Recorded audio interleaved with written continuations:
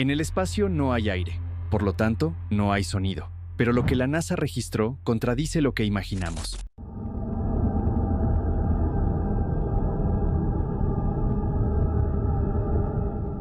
Convirtieron ondas electromagnéticas en audio.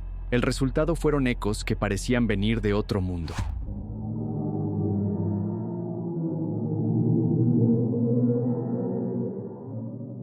En las auroras, las ondas sonaban como un coro distorsionado, vibraciones que parecían voces invisibles en el vacío. Incluso la Tierra produce su propio murmullo, un pulso grave que late como un corazón cósmico en la oscuridad. Algunos sonidos eran tan inquietantes que parecían gritos, ecos que recordaban que el universo no está en silencio.